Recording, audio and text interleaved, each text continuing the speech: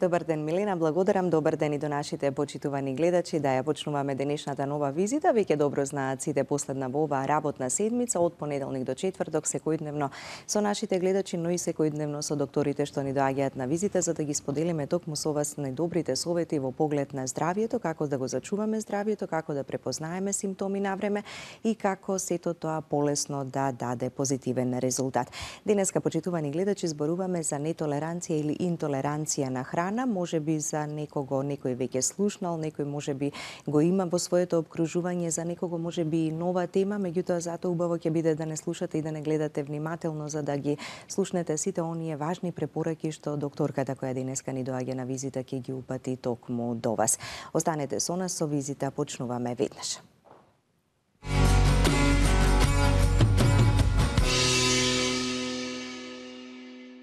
Оваа тема денеска во визита разговараме со доктор Камелија Бушлетич, субспецијалист пулмоалерголог од клиничката болница Аџибадем Систина. Добар ден и добре ни дојдовте. Добар ден. Доктор Камелија, секогаш најчесто ја спомнуваме алергијата на храна, кога ќе имаме некаква реакција или пак веќе кога ќе направиме некакво испитување.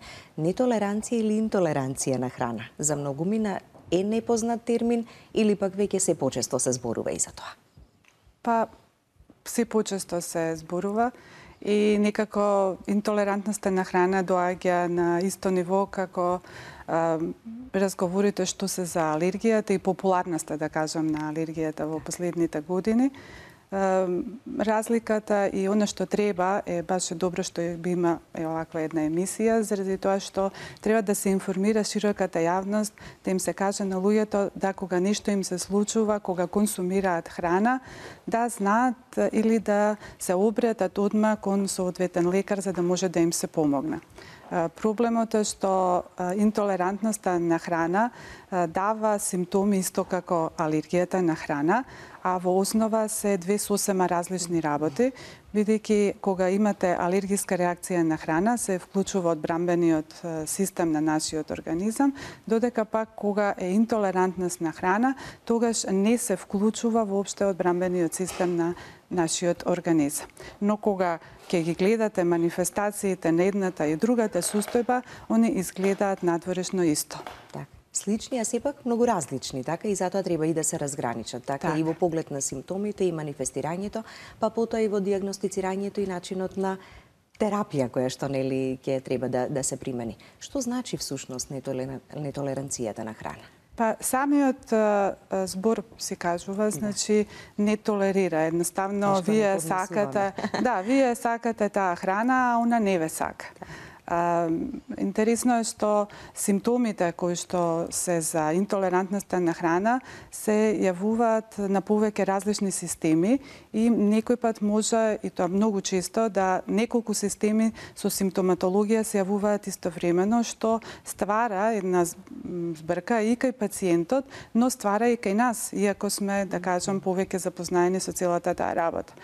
Симптомите може да бидат од дигестивниот систем, значи од нашиот систем за дигестија на храна, може да бидат од белите дробови, од синусите, промени во однесување, така да ако е тоа промена на самиот дигестивен систем, кај пациентот може да се јави отекување на стомакот, гасови, болки, грчови, може да се јави кај некои пациенти да имаат зачестени столици, а кај други да имаат обстрипација. Додека ако се јавува на респираторниот систем, тогаш симптомите одат од една сува кашлица до затнат нос, течење на носот, до појава на гушења, како астматични гушења. Може да се јавува исто така и главоболка, да се јавуваат мигренозни главоболки и да се јавуваат промени на кожата кои што одат од едно црвенило, од чешање, од уртикарија, екцем, значи дерматитис, едновоспалителни промени на кожата. Понатаму може да се јавуваат појава на плускавци од натрешната страна на устата. Може да се јавува кај некои пациенти депресија, а кај некои пак обратно анксиозност.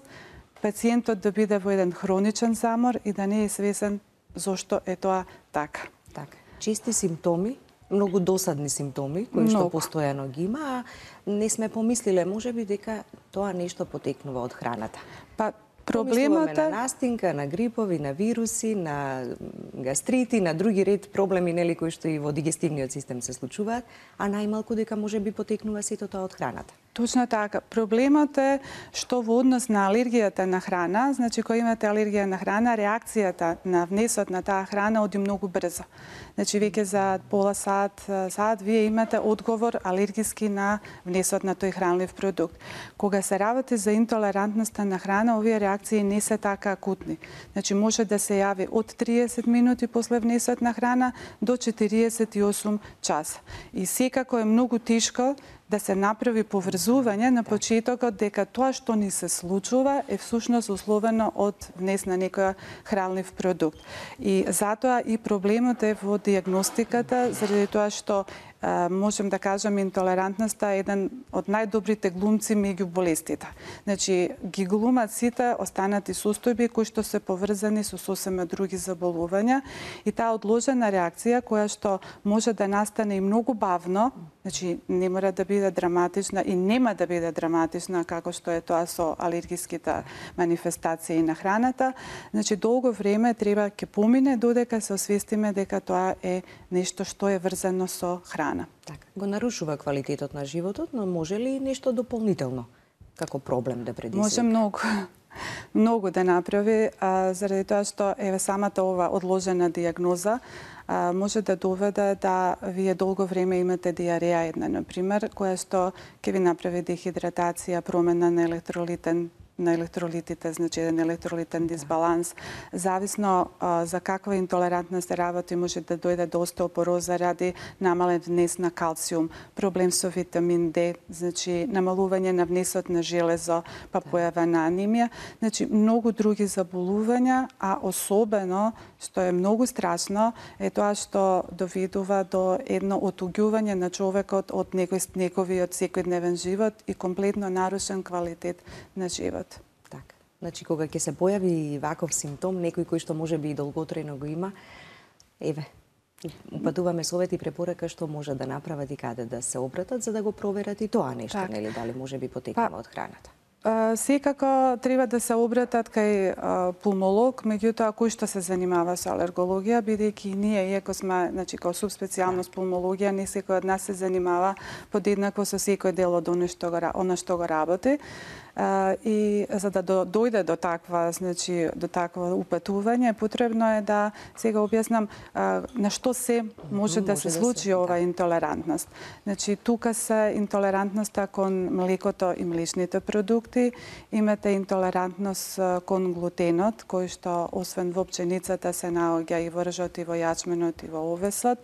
Имате интолерантност посебна на значи амини, тоа се вазоактивни субстанции кај што е хистаминот, серотонинот, тираминот и други. Може да имате интолерантност на алкохол, може да имате интолерантност на хемиски субстанции кои што се додаваат како адитиви во храната, значи од разни ароматизери кои што можат да бидат и природни до разни бои.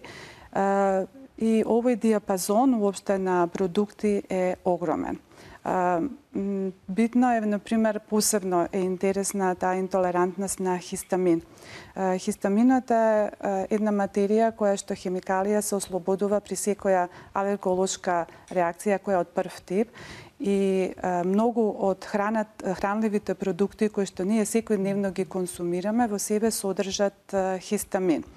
Ако се внесе определена количина од таа храна, која што значи го надмашува прагот на толерантност за таа храна, бидејќи секој од нас има индивидуален праг за секоја храна која што може да ја толерира, тогаш во организмот ќе се јават надворешно реакции исто како и една алергиска реакција, значи од појава кај некој на затнат нос, течење, главоболка, дури еден јак изразен астматичен напад или една хронична кашлица, сува, која што е условена од хистамин, но не ради ослободување во склоп на алергија, туку интолерантност.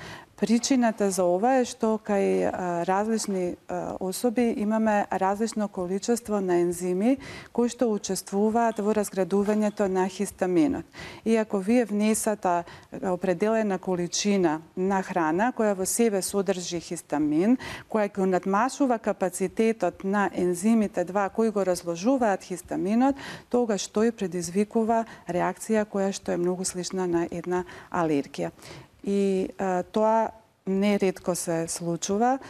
Може би сте се изненадиле ако некој пат сте испиле известно количество на вино, кое што е намашило вашата толерантност на хистамин, бидејќи во виното има хистамин, и сабајлето се будите со изразито главоболка, а не сте испиле толку за да се осеќате маморни. Да, и може да ви се случи да кажете, па ја не испив толку, а главава не е како моја. Значи, исто едно чувство како мамуролог. Значи, храната која што содржи хистамин, тој список е огромен. Тоа е целата ферментирана храна, значи почнување од сирења, сите видови, до оние млечни премази. Понатаму ја има во виното, во шампањот, во пивото, ја има во голем број на овошја. Исто така може да се најде значи хистаминот во морската храна и тоа е една листа огромна. Например, или јадете пица и пиете пиво и малце сте претерале во количината со пивото и пицата и веќе доаѓате дома и главата ве боли, а уште полошо да сето тоа се случува по 2 дена. Значи, многу тешко ќе го поврзате едното со другото. Да, се консумирало.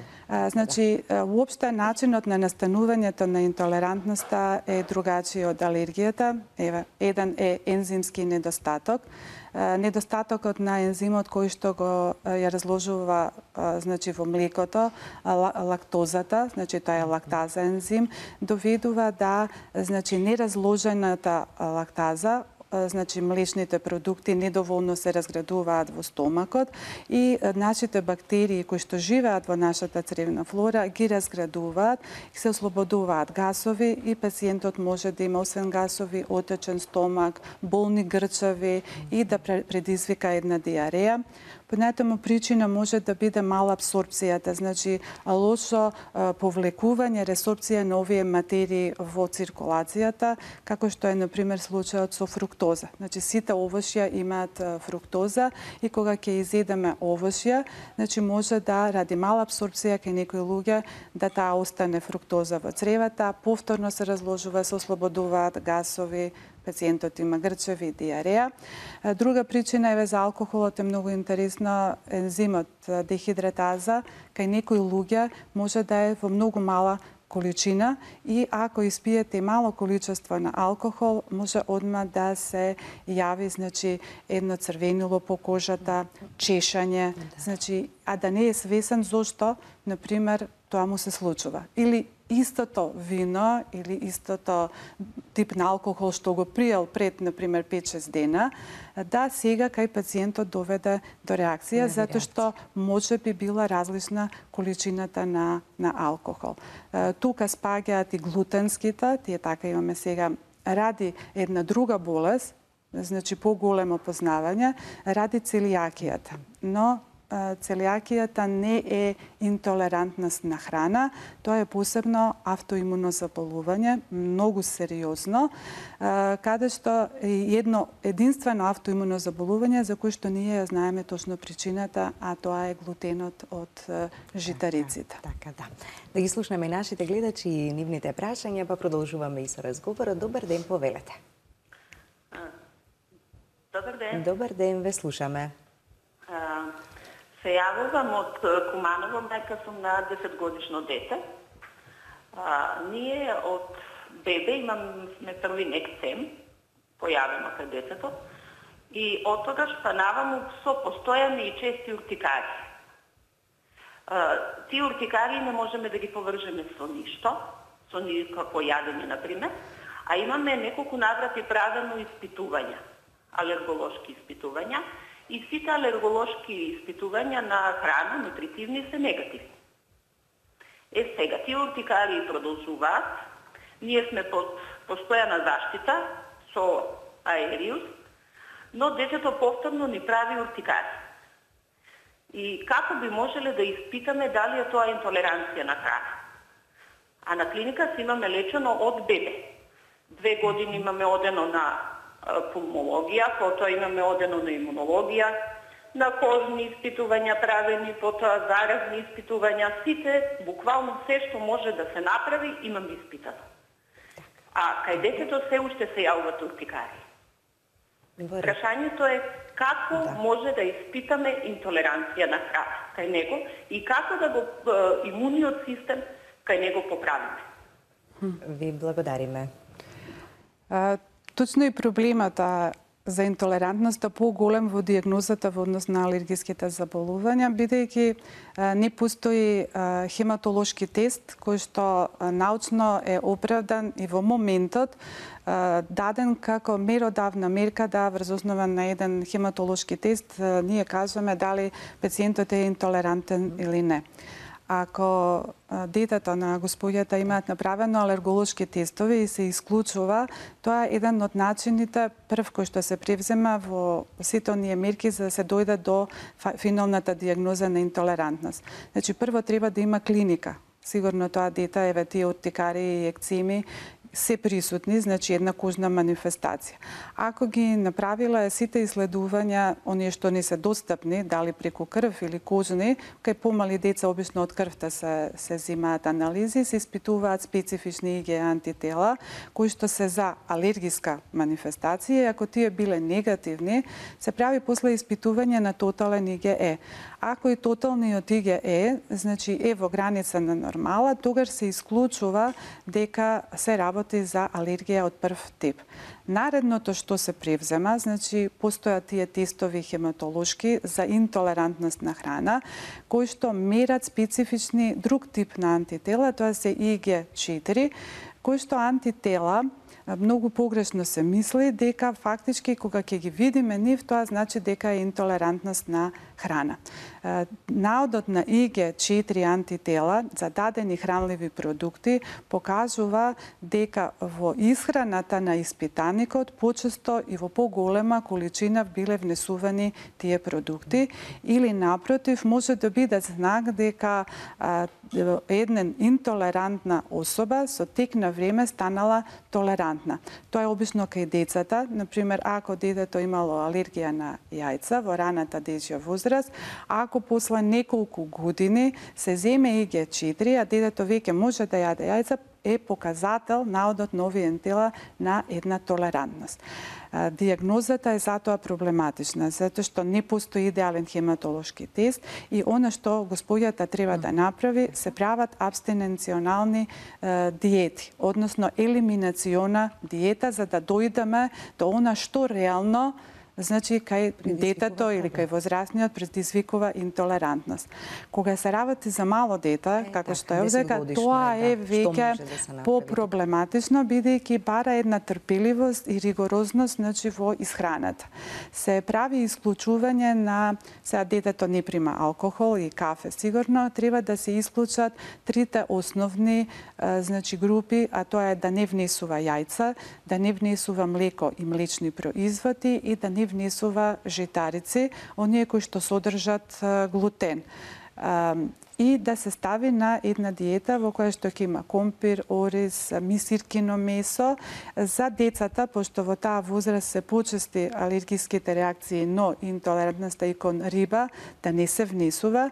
Значи да биде тоа свеж зеленчук, свежо овошје, да биде компир, ориз, месо од мисирка, со тоа што ќе се прави прво една чистење на организмот од претходните продукти. Тоа значи, различни се податоците, меѓутоа најдобро е 2 недели детето да биде на овие неколку продукти, значи свежо овошје, свеж зеленчук, ориз, компир и месо од мисирка и да понатаму сега со водење на еден дневник се внесуваат нови продукти. Тоа значи, вие внесувате, например, mleko i потоа, значи, дента која сте го внеле и наредните 2 дена чекате да видите дали, пошто овдека има кожни манифестации, дали кај детето ќе се јават кожни манифестации. Ако не се јават кожни манифестации, се оставаат уште 2 дена простор, значи и 6-тиот ден внесувате некој нов продукт. И истото повторно се повторува. Чекате, значи, 2 дена, внесот денот 3, па имате 2 дена пауза. Ако не се јави реакција, внесувате нареден продукт. И тоа е еден малце досаден, долгорочен, малце фрустрирачки процес, со тоа што на тој начин ќе дојдете до она што навистина ви представува проблем и на што сте интолерантни. Ако се јават реакции, значи на внесот на нов продукт во рок од овие 5 дена, односно 3 дена, тогаш истите ги запишувате и тој продукт не смеете да го внесете најмалце 3 месеци. Ретестирањето на тој продукт, за да се потврди дијагнозата, ќе биде после 3 месеци. Кога ќе се дојде до податок за што се работи, тогаш лекот е исклучување на тој хранлив продукт на определен временски период, во кој што нашиот организам треба да се трансформира од интолерантен во толерантен кон тој продукт. Има голем проблем, затоа што не можеме да кажеме со сигурност колку е тој период што треба да помине за да станеме интолерантни кон продукт на кој што сме биле интолерантни претходно. Значи, тоа е многу индивидуално и се остава дали ќе бидат 6 месеци, кај некого подолго, после извесниот период повторно се внесува тој продукт, но со големо внимание, бидејќи треба да биде во мали количини, па да се чека да се види дали ќе има реакција. А ако нема реакција, ќе се внесе поголема количина, постепено се враќаме на една количина која што не ги задоволува нашите потреби, но пак со напомена дека тој продукт не смее да се претера со неговото внесување. Количински е многу важно, да, велите, нели, малку е подолготрајно, можеби малку е попроблематично и подосадно, меѓутоа тоа е единствениот начин, така, за да се открие нештото и за да се знае како да се продолжи. Да го слушнеме и следниот гледач. Добар ден, повелете. Добар ден, поздрав до докторката и до емисијата. Ви благодариме. Сакам да поставам едно прашање за син ми се работи. Дечка од 25 години, спортист е, колку толку се придржува према некои правила во храната, меѓутоа многу често подкашлува. Да речем како сува кашлица, 2-3 дена се подкашлува, пак пауза, пак викам, мамо, синојча, ништо не ми беше, еве сега станувам и кашлам. Викам, сине, дали си пиел нешто ладно, пример. Не бе, мамо, вика, само една чаша вино, пример, некојаш ќе испие за друштво. Или сака не можеме да дојдеме до заклучокот што детето подкашлува. Та нема вака некои последни проблеми со здравјето. Горе-долу живее здрав живот. А сега сакам да прашам дали би можело со тој алерготест на пулмологија да се открие, например, дали се работи за некоја алергија или, например, дали може алергијата да настане тој често игра фудбал, пример, во овие сталиве балони, едно друго, од прашината нешто да не му е. Каде би можела да се обратиме или, например, нешто да ми препорача докторката да се заштити тој имун систем кај него. Така е многу некако нежен во тој поглед. Така, добро, доволно е ова што ни го кажавте, ви благодариме. Благодарам. Па сега, подкаслува е многу релативно. Значи, 3 дена, па не кашла и сето тоа, значи, треба прво да го види некој кој што се занимава со тоа, да подобро се земе анамнезата, кога подкашлува, дали е тоа повеќе преку ден, дали е навечер, бидејќи кашлицата е друг проблем, поготово ако е хронична. Тоа е можеби една од најтешките дијагнози да се дојде до правилна етиологија што е предизвикувачот кај хроничната кашлица, пошто оди повторно по пат на исклучување. Секако да го види некој кој што се занимава со тоа, значи пулмолог и алерголог, затоа што треба да се исклучи прво дали е тоа инфективна кашлица, неинфективна кашлица, дали има алергија или нема алергија, треба да се исклучат и други системи. Мора да се исклучи стомакот, бидејќи луѓе кои што имаат киселини и така наречена гастроезофагеална рефлуксна болест, може да имаат единствен знак, една хронична сува кашлица. Значи, и кашлицата како кашлица не мора да биде само предизвикана од респираторниот систем. Значи, можат и други системи, па да кашла некој заради срцев застој. Ова е млад човек, сигурно не заради тоа, но многу органи можат да бидат причина и за кашлица. Значи, бара една макотрпна, попиплива работа, пациентот треба да е стрплив, докторот и да има знаење и стрпление, да сето тоа го заврши до крај. Така. Веројатно и досега и не се направени никакви испитувања, но ќе треба да се предпоставувам, направи, долготрајно е присутен овој проблем. Так, поготово што е спортист и ако таа сува кашлица продолжува понатаму, не знам дали е ноќе, дали спие, не спие, обично ноќе се смирува кога во сон кога сме кашлицата, но сепак може да му го загрча животот, може да нема да може да ги издржи тренинзите. Сега ова е чисто размислување, значи треба некој посериозно ако тоа е проблем кој што толку често му се повторува. Така. Ајде уште едно јавување, уште еден гледач да слушнеме. Добар ден, повелете. Добар ден.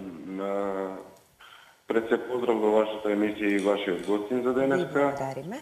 Јас сум лице кој што веќе имам права интолеранција на храна, тест за интолеранција на храна. Испадна дека имам среден ризик за пченка, пченица и говедско месо и висок ризик за квасеци и цело јајце. Сега, сакам да прашам, мимо симптомите што се надуеност, гасови, главоболка, тоа сето да, меѓутоа имам и ми се појавуваат како гнојни кеси над горната надустица. И сега сакам да прашам, дали постои и кај да се обратам, односно вашиот гостин, како можеме да допреме до него за одредени консултации и лечење на интолеранцијата на храна? Добро, ви благодариме за јавувањето. Доктор Камелија е од клиничката болница Аџибадем Систинек. Може да се јавите таму и да си закажете преглед за убаво да се разгледа целата оваа состојба. Веќе е направен, нели, тестот, но доволен ли е само тој? Предпоставувам дека само едно нешто, така е кажано интолеранција на одреден тип на храна. Значи, по ова што го кажа... Симптомите и понатаму си се присутни. Значи, симптомите си се присутни. Тоа што е најдено на интолерантниот тест, значи дека слушателот најверојатно таа храна ја консумира повеќе. Ако исклучи таа храна, него симптомите ќе му дојдат подобри, но не значи дека е интолерантна на незе, а не на нешто друго. Значи, мора да се дојда, мора да води дневник, да се договориме, да му објаснам како тоа оди, па повторно со пациентите се гледаме, па бараме што може, бидејќи може да бидат и работи најбанални. Значи, имав пациент кој што беше на симки од тиква. И долго време му требаше на пациентот, пошто имаше реакција на кашлица која не престанува, па кашлицата ја нема, додека и самиот не си приметил дека фактички кога ќе гледа утакмица и грицка симки, дека после вечерта или наредниот ден почнува една кашлица која што трае и 3 и 4 дена во континуитет, која не му дава нормално да живе и со една соработка меѓусебна, исклучување на симките, па после период 3 месеца, 4 повторно внесување, дојдовме до заклучок дека тоа се симки или има најразлични кетчап или било што. Значи, буквално се што внесуваме може да направи некој тип на интолерантност, која што е условена од различна работа. И треба еден баланс да направиме во организмот, така за потоа да продолжиме.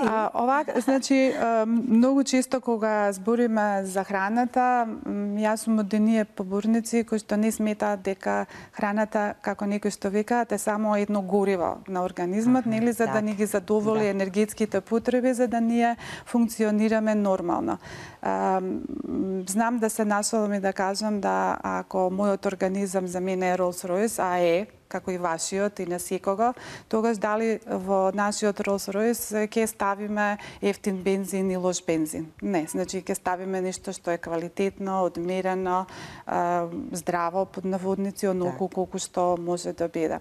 Храната е всушност за нас од огромно значење. Значи, секој еден залак дава огромен број на информации и можеби нешто со кое што во моментот кога се храниме се вклучуваат сите наши сетила. Ни за една друга работа не се вклучуваат сите сетила како што е тоа храната. И има една изрека од Бернард Шоу кој што кажувал дека љубовта на храната за човекот е најчистата љубов. Значи, толку многу сме ние врзани за незе, а не сме свесни се до оној момент додека ни се каже дека нешто не можеме да несуваме. Дали една обична диета за слабење или некоја алергија нешто, а уште повеќе интолерантност. Многу е битно да имаме балансирана храна. Значи, и количински умерена, така? И количински, и начинот на спремање на храната, и начинот на чување на храната и консумирање на свежи продукти. Што може да ни се случи една вака најбанална работа? Купувате риба од рибарница, ја носите дома, не ја ставате одма во фрижидер и листата не била чувана како што треба. Во цревата на рибата има хистадин. Тоа е еден предпродукт на хистаминот. И бактериите кои што се ослободуваат и кои што се присутни во цревата на рибата, ако на време не се исчисти и извадат цревата од рибата, они почнуваат да го разградуваат хистадинот и добивате хистамин. И ако и покрај термичка обработка на храната вие внесете таква риба, може да направите реакција која може многу слична да биде и на анафилакса. Значи да почне гушење, да почне стегање, да се изфрлате по телото, да биде чишење и кај такви луѓе, ако немате искуство и не направите до испитувања, може да се случи да тој човек го прогласите за алергичен на риба. А всушност тој не е алергичен на риба, него неправилно, презервирањето и правењето на рибата на време може да биде причина за една интолерантност. Ако ќе видите таков пациент, буквално ќе кажете он е алергичен на риба. И сега, дали е во ред на некого да му забраните да консумира риба или уште полошо врз база на еден тест на интолерантност, како што е кај слушателот. Значи не сме јајца, не сме житарици, не сме овошје измешано и да му кажете сега вие нема ништо да јадете. И тоа е паниката кога ќе дојдат пациенти со тест од интолерантност, кога вие гледате да они на 5-6 групи на храни истовремено испаѓа според тој тест дека се интолерантни. Страшно е тоа. Па веројатно и секој од нас кога би направил таков тест, така? Ќе покаже некаква интолеранција на нешто, ако ние сме консумирали многу сакаме, например јајца и на секој втор ден јадеме јајца и повеќе, тогаш може да се случи да ние испаднеме на тој тест да имаме позитивни ИГГ специфични за јајца. Не значи наодот дека сме интолерантни на јајца. Значи тоа значи дека често сме консумирале и во голема количина. Сега значи во помала количина? Так. И малку поретко, така би значи, значело. Тоа е таа балансирана храна. И паника, бидејќи некогаш и кога се присутни симптомите и кога не се присутни симптомите, човек може би слушнал и сака да направи такво испитување или таков тест. Меѓутоа, тоа првично направено не мора да значи дека сте интолерантен. Так, значи и во нашата со стручни лица, така? И во нашата работа има, како да кажам, некоја мода. Значи доаѓа сега алергии и беа алергиите многу популарни, сегде и секој правеше кожни тестови за алергија и ги читаше. Сега доаѓа веќе на сцена интолерантноста, бидејќи интолерантноста е понова работа во однос на алергиите и убедена сум и веќе почнува да веќе секој сака да направи тест за интолерантност, секој си зема за право да го прочита и тумачи, но проблемите кои што после може да го прави, да ги има оној кој што го направил тестот се огромни. Значи што може да му се случи да после тоа треба да исклучи огромен број на хранливи продукти и да сега вие доаѓате дома или седнувате во ресторан и зимате мени и почнувате ова смеам, ова не смеам, ова може вака да ми се случи или онак. Значи тоа е веќе ќе излезе дека ништо нема да смеете од тоа да јадете, така? А храната ви е многу битна и тоа е секојдневие и тоа е една страшна фрустрација. Страшна фрустрација од неправилно протумачени резултати, како што е фрустрација и од живот во кој што имате интолерантност на нешто. Значи, јас и од многу блиска моја околина, младо дете кое што престана да излегува надвор и да се дружи со своите другари, додека не се освестивме дека тоа е интолерантност на лактоза. Бидејќи он добиваше диареи, диареите не беа одма со консумирањето на храна, него после неколку дена, до прогласување до психијатар одење, дека, нели, пошто некој пат диарејата, јас сеќавам студентка кога бев, некој од колегите за пред испит добиваа диареја. Да. И на еден од моите колеги, таткото беше невропсихијатар и викаше мечкина болест. Деме од страв се добива. Тоа е психогено, значи предизвикана диареја, но детево заврши и на психијатар, дури и со некои медикаменти, додека на крај не видовме дека се работи за интолерантност на лактоза и тој проблем да се реши. Решавањето на интолерантноста е со диета, но можност и да има специјални капсули кои што го содржат ензимот и пациентот може да го консумира во ние кога ептен сака некој продукт да земе од млечните.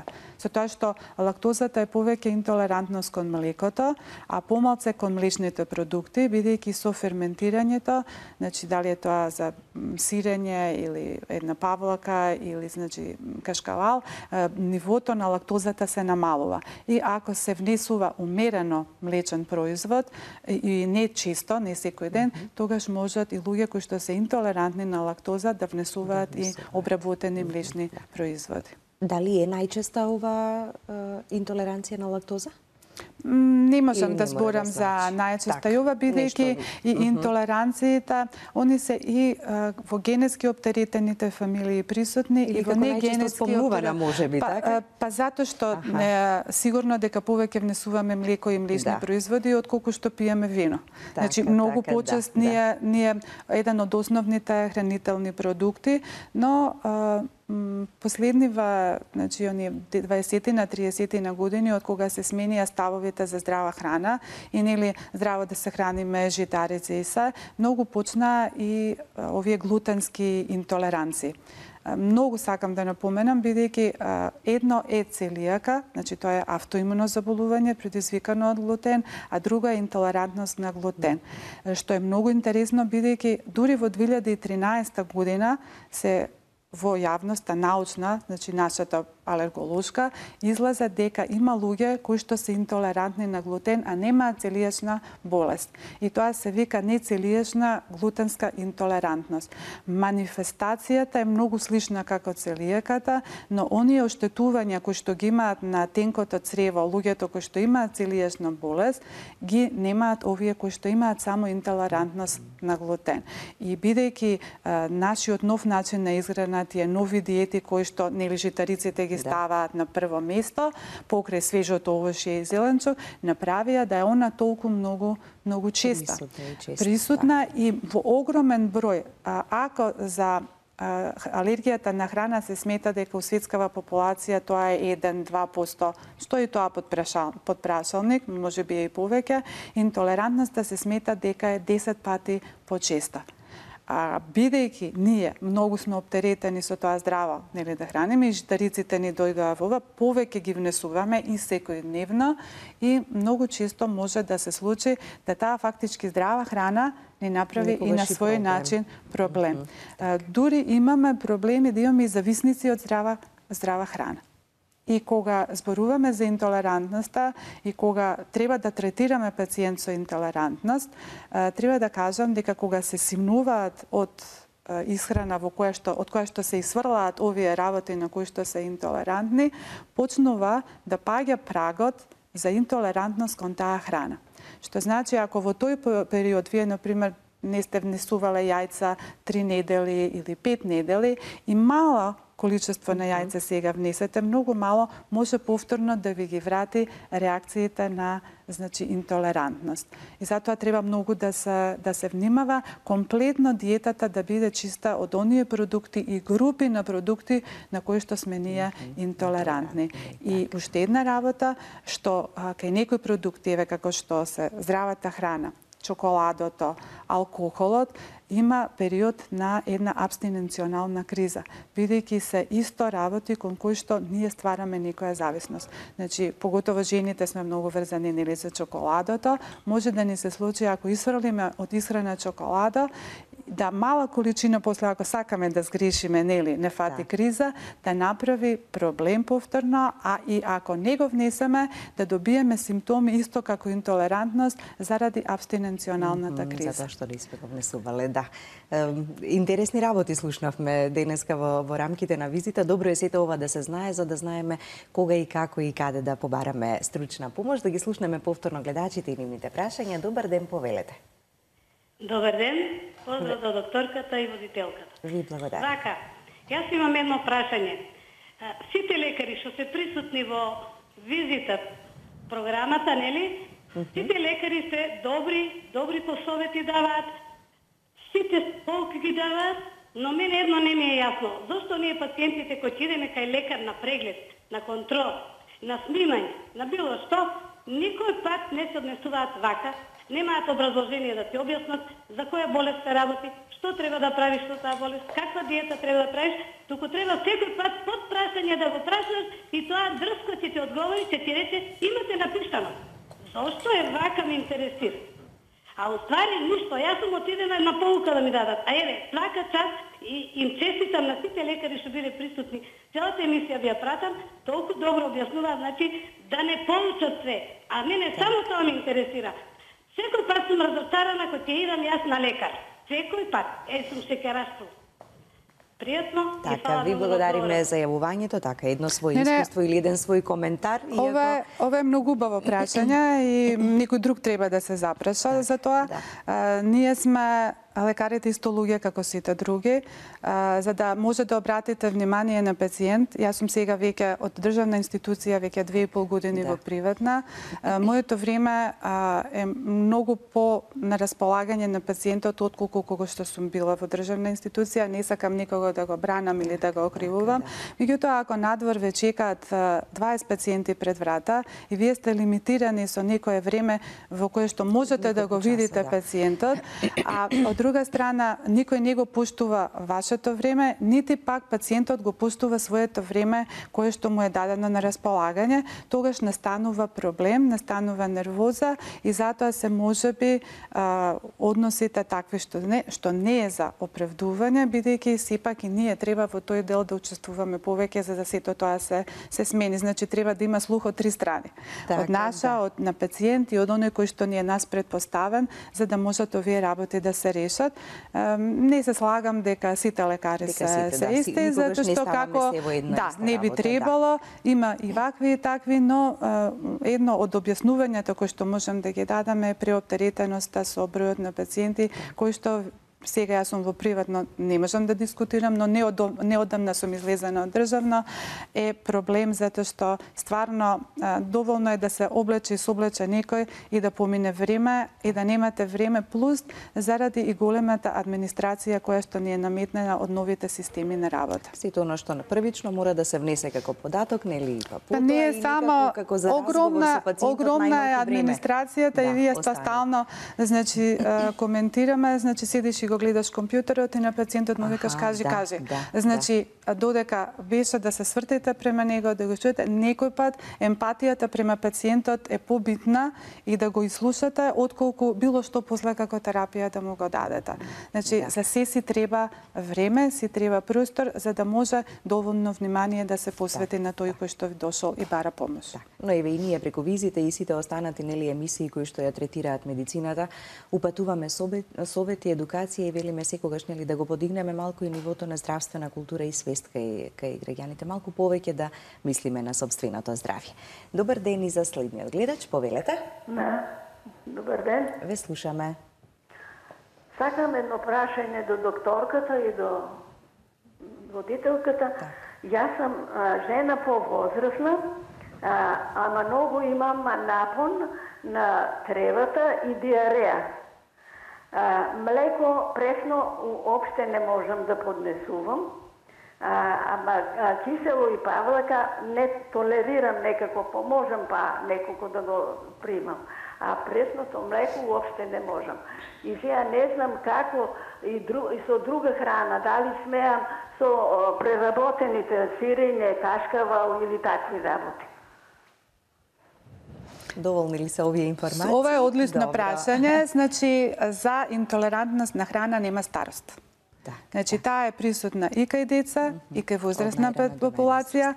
Господјата е во право, заради тоа што ензимот кој што го разградува лактозата, со тек на време, со тек на годините, неговото количество се намалува и може многу почесто кај возрастната популација да имаме интолерантност на млеко.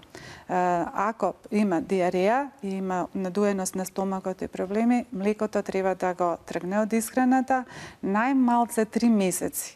За разлика од млечните производи, оно што го кажав, дека може да ги внесува, но да не биде секој ден и да не биде во голема количина, бидејќи лактозата во обработените ферментирани продукти од млекото, значи млечните производи, се наоѓа во помала концентрација отколку кај луѓе, мислам, отколку во пресното млеко. Млекото сосема, скроз? Скроз, значи, комплетно да се изфрли, да. А со млечните производи? А со млечните умерено, во помала количина и не секој ден.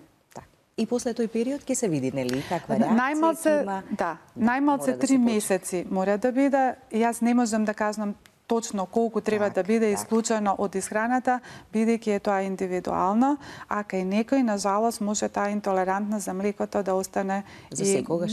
Да.